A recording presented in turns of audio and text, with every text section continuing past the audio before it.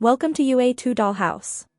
In the process of making my custom Greta Gremlin, I have tried a few ways to make small-scale patterns on fabric for dolls. So these are the 3 ways I came up with. First way, heat transfer or iron on. To make the pattern in Photoshop, remember to flip the pattern so it'll transfer the right way. And print it. This exact paper I have here is a laser heat transfer paper. You will need an industrial heat transfer machine to transfer the pattern on the fabric. But you can try the DIY iron paper that prints by pigment inkjet printer on fabric that only needs a normal iron.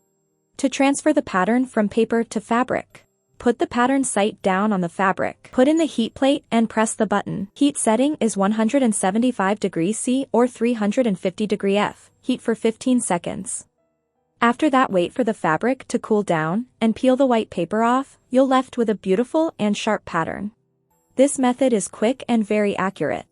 But it'll make your fabric stiffer and color brighter, so you should try to use a darker color in the first place. Second method is stamped on by a 3D printed stamp. This method is easier and works with most fabrics. But you'll need to make the 3D model for the stamp. And either print it yourself or order someone to print for you. Use a roller to paint black acrylic paint on the stamp, and just stamp it on the fabric.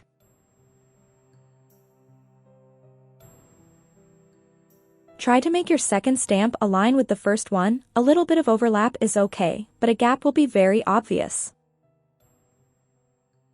And the third method is using a nail stamp. You'll need a clear nail stamp and a stencil plate. Just put a bit of nail polish on the pattern plate, scrape it by this tool. Push the stamp on the plate to pick up the pattern and transfer it to the fabric. And since this is literally a fingernail size, you'll have to do it over and over again for a trillion times. But it's still faster than hand-drawn all those tiny Winnie leopard spots one by one, right? This one takes the longest time, and it only works on fabric that has smooth surface like polyester, silk, or faux leather. But the material you need for this to work is easy to find online and cheap. That's it. I hope you'll find this tutorial helpful. Thanks for watching and see you next time.